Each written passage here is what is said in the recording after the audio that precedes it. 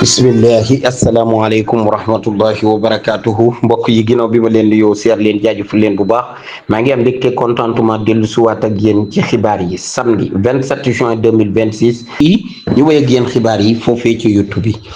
ñu des ak yéen kon ci xibaar yi bu ngeen ñu bëggee topp nag kon ngir jot intégralité xibaar yi man ngeen ñoo topp foofee ci groupe WhatsApp ba le Sage TV le Sage Info ci 77 134 52 08 bu ngeen ñu fekkee foofee ci groupe ba décortiquage bi ak yaatal xibaar yi foofee lay amee gaaw leen gaaw fekk ñu ca groupe WhatsApp bi mën ngaa jokkoo ak ñun foofee ci WhatsApp bi wala nga envoyé ñu message ñu wax la condition yi ñuy duggee foofee ca groupe ba mbokk yi ñu ànd ak yéen kon ci biir xibaar yi doore ko nag fi nga xam ni moom moo di Liban digganteem ak Israël ak Amérique mi nga xam ni moo nekk ci seen digg ñoom ñaar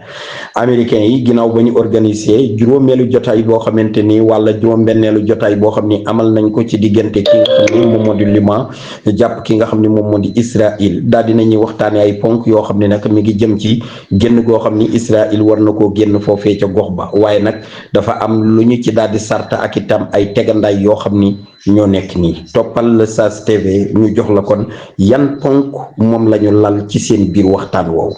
yaa ngi ànd ak le Sage TV 77 134 52 jërë ngeen jëf ñu daal di wéy ak yéen kon ci xibaar yi doore ko nag kon ci bunuut yi nga xam ne moom la ñu wax taane diggante Israël ak Liban ittifaaq boobee nag kon daa mel ni dëppoo bu historique la boo xamante ni dañoo wax ni mën naa lay taayal yoon wu ñu wan a jaar ñoom ñaari réew yi baam jàmm ci seen diggante ñi ngi ko amaloon ñaar fukki fan ak juróom benn ci weeru juin atum ñaari junni ak ñaar fukk ak juróom benn Israël daal dinay signé Liban daal dinay signé ñoom ñaar ñëpp daal dinañuy signé ci kaw signature ki nga xam ne moom moo di Amérique mi doxoon ci diggante bi yan ponk la ñu waxtaane foofee ba tax signature yi daal di am topp leen ma ba ca jëkk moom moo di ñi nga xam ne ñoom ñoo di population bu janubu Lubnaan dinañu delluwaat ndànk-ndànk ci seeni kër waaye nag du doon ñëpp lim bu néew ñoom ñooy dellu foofee naka noonu tamit danañu tasaare li nga xam ne moom moo di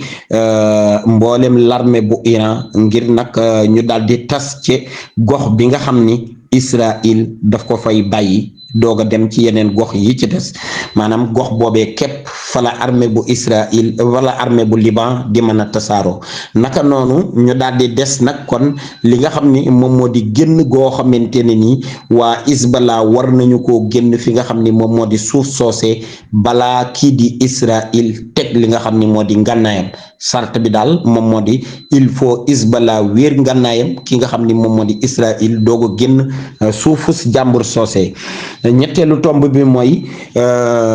génn gi nga xam ni Israël war na koo génn foofee ndànk-ndànk nag lañ wax ca janubu Lubnaan loolee dafay am lu mu ëmb moom moo di dañu koy organiser ci nag kon jëflante ak mbooleem li nga xam ni moom moo di grotte wala boog ay banqueur yi nekk foofee ca waa Hezbollah nekk fa naka noonu dinañu dox diggante Hezbollah ak ngànnaay ba nga xam ne dootul dolli ay ngànnaayam te itam dootul dolli li nga xam ne moo di matukaayam naka noonu danañ ubbi buntu boo xam ni dinañu mën a amal yeneen waxtaan yoo xam ni dinañ mën a rëddaat li nga xam ni moo di frontière ba féete ca wàllum suuf sa te sa frontière ba féete ca wàllum géej ga moom Israël dàq na ko ba pare ndax foofee ca géej ga dafa am teenu pétrole dafa am ay pétrole bu bari bu fa nekk boo xam ne Israël dafa wax ni ñi ko jëkkoon a rëdd dañoo juum léegi loolee moom la bëgg a jël dugal ko ci boppam bu ngeen ñu toppee ci groupe WhatsApp ba dinañ ko leeral naka noonu tamit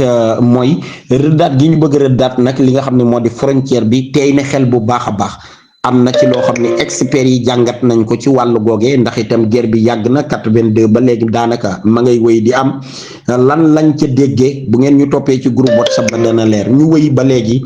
ci ittifaaq boobee ci biir dépôt googee daal dina ñuy jund nag ni kon fi nga xam ne moo di ci ndajooru Liban ci boppam Israël du fa génn lu dul ni Hezbollah dafa wéeri ngànnaayam ñu daal di koy nangu complètement moom ngànnaay yooyee naka noonu tanfiis masruu tajribi simal wa janubu nahru litani ki nga xam ne moom moo di Israël dana essayer nag génn ci ñaari roq benn bi mooy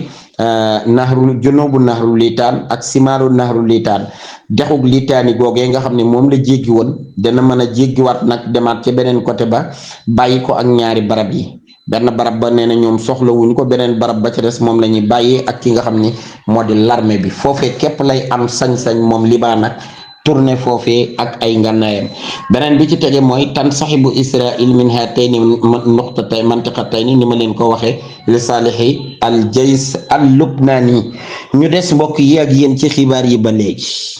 fekk leen ñu ci groupe WhatsApp ba le Saz TV foofee la ñuy yaatale xibaar yi ak numéro 77 134 52 08. secrétaire général Noaimou Khassim muy secrétaire général bu Hezbollah daal dina yëkkati ay kàddoom ginnaaw nag kon dogal bi nga xamante ne nii gouvernement bu Liban fas na ko yéenee jël ak Amérique ànd ko ak ki nga xam ne moom na di Israël ba mu seqal gox boobee. topp leen ñu ci xibaar yi le Saz TV 77 134 52 08 groupe WhatsApp ba bu ngeen ñu fekkee ñu daal di yaatal ak yéen xibaar yi. loolee nag kon daf daal di junj wax ne nag kon am na ñeenti point yoo xamante ne nii yu mat a bàyyi xel la ndax gouvernement bu Liban dañoo jàpp ni dafa war waa Liban naka la leen ware naka noonoo tamit ñi nga xam ne ñoo di muqaawama bi duñu quitté fi nga xam ne moom moo di suuf si. ñetteel ba mooy ñi nga xamante ne nii ñoom ñoo di waa Liban bëgguñu nag te itam ànduñu ci accord yooyee te itam ki nga xam ne moom moo di gouvernement bu Liban nag ñi nga xam ne ñoo di waa Liban ñoom la war a liggéeyal ci wàllu googu. ki nga xam ne moo di secrétaire général Noaimou Khassim yëkkati na ay kàddu yu tar nag ca dang ci kaw gouvernement bu Liban bu ngeen ñu toppee foofee ci groupe WhatsApp ba dinañu yaatal xibaar yooyu leeralal leen nag kon kàddu yooyu nga xam ne moom la yëkkati naka la tëddee ñu des ak yéen ba léegi ci yooyu xibaar. jërë ngeen jëf ba léegi ci xibaar yi ngeen di des ak man le Saz TV ci 77 134 52 08 seen mbokk maam Thierno Birahim ci xibaar yi man ngeen ñoo fekk foofee ca groupe WhatsApp ba fa la ñuy détaillé li nga xam ne moo di xibaar yi foofee lañ koy tas nag fa lañ koy faram-fàccee. yéen a ngi ànd ak le Saz TV ki nga xam ne moom moo di Iran daal dinay riposter contre frappe yi nga xam ne Amérique amal na ko niki démb ci ngoon gannaaw ba nga xamante ne jiiñ na ko ni nag dafa daal di dal ci kaw benn bateau boo xam ni daal dina fay yàq nag ay yàq yu bari niki bërki démb moom nag kon kii di Amérique daal dinay wax ni faw nag kon ginnaaw bi nga xamante ne nii kii di Israël kii di Liban dafa daal di violer li nga xam ne moom moo di accord boobee mu di accord cessez-le-feu bi faw ñu daal di koy buggal nag kon delloowaat ko ci li nga xam ne moo di yoon bi ndax dafa wàcc yoon tax na nag kon mu daal di ciblé fi nga xam ne moom moo di Sirk ak fi nga xam ne moo di Xark ak barab yoo xam ni mi ngi wër foofee ca détroit d'Ormuz wala Bandar Abbas foofee nag nee na dóor na fa quelques installations ak itam li nga xam ni moom moo di barab bu ñuy denc ay drone ak ay raffinerie wala bokk barab stock pétrole ci barab boobee lu toll daal ci juróom-benn barab yoo xamante ni daal dina koy ciblé ci kaw loolu ki nga xam ne moom moo di Liban daal dinay riposte nag kon ci ni mu gën a gaawee ndax itam bi ñu demee rek kon ba boori 4 heures ci fajar gi ci la daal di amal li nga xam ne moo di ay frappe yu tar ci kaw ki nga xam ne moom moo di Amérique ci ay barab yu faram fàcc ko waaye nag ñaari barab yi mu di fi nga xam ne moom moo di Amman foofee nag kon ca boori tefes ga ak fi nga xam ne moo di Bahreïn barab yooyee nee na fa la daal di dóore américains yi ak itam li nga xam ne moo di intérêt yi Amérique yi nekk foofee nag kon kii di Iran yàpp na ko ba àgg ci lool ñu des ak yéen mbokk yi ci yooyu xibaar ba léegi tax na nag ñu daal di jël seeni décision wax ni daal du ñu yem sax foofu ndax itam danañ ca daal di dolli mooy boycotté nag li nga xam ni moom moo di maanaam scellé complètement li nga xam ne moo di waxtaan wa ñuy amal foofee ci Suisse ñu des ak yéen kon ci xibaar yi ba léegi mën ngeen ñoo fekk ci groupe WhatsApp ba ndax détail bi ak décortiquage bi yaatal bi foofee lay amee ngeen di ànd ak le Saz jërë ngeen jëf kon ci xibaar yi. Détroit d'Ormuz ne sera pas comme avant loolu nag bañ ko commencé wax yàgg na Détroit d'Ormuz mënatul a dellu na mu meloon mu di ko mel moo kon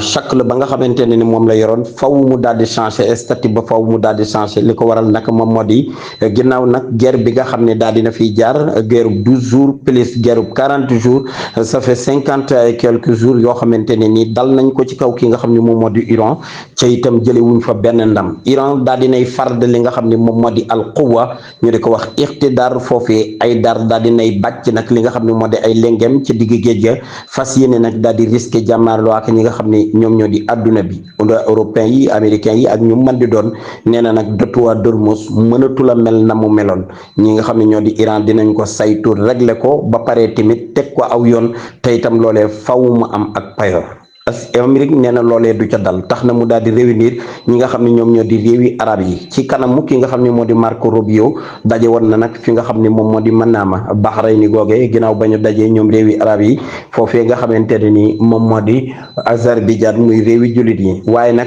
la ñu daal di jëlee ca daje boobee moom Marco Rubio daal dina koy publier wax ni nag foofee nga xam ne moo di Detuwa Dormuz kenn du fa fayeeku xaalis te itam dañ koy bàyyi mu libre gratuitement Iran nee na loolu du am ndax moom moo ko uuf te itam sécurité am la bëgg comme ni ko Israël di wute moom itam ci yeneen gox yi nga xam ne ñoo sës ci moom.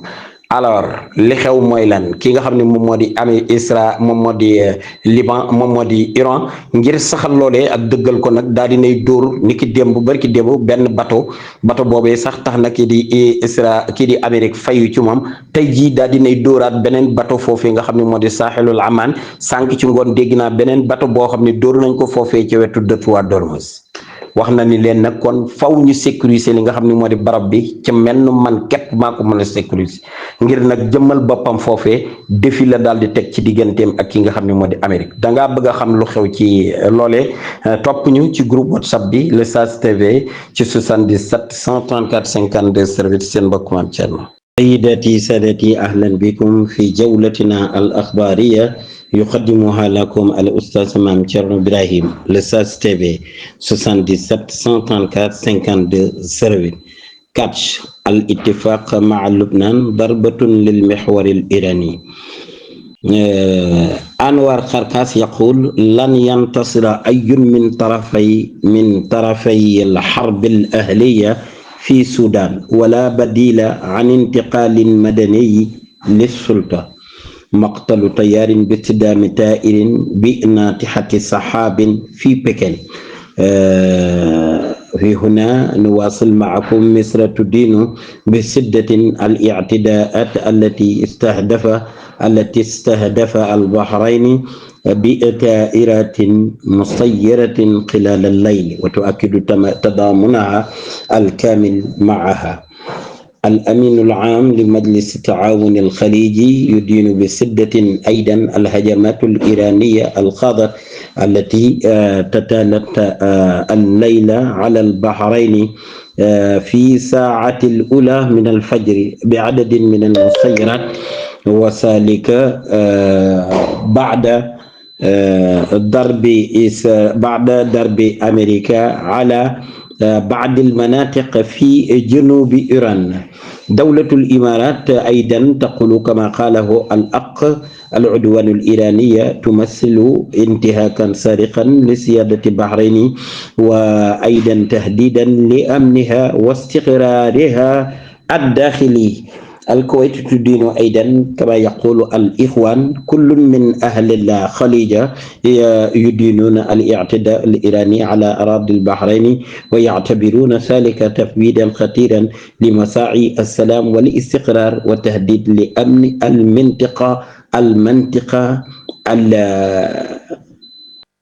حاليا.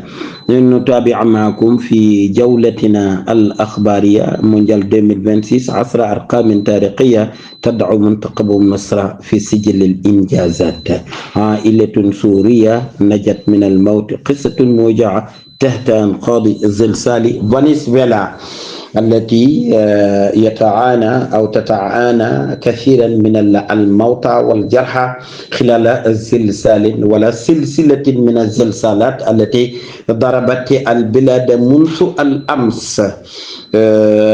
ويعتبر ذلك ناتجا طبيعيا. سيقدر الموتى أكثر من 1000 شخص ماتوا هناك وأكثر من 4000 جرحوا. سيداتي سادتي شكرا لكم على حسن انتباهكم ومتابعتكم ونقول لكم السلام عليكم ورحمة الله وبركاته. كنتم معنا في جولة الأخبارية يقدمها لكم الأستاذ مام تشيرنو في السنغال. رقم التليفون 77 134 52 08. شكرا لكم.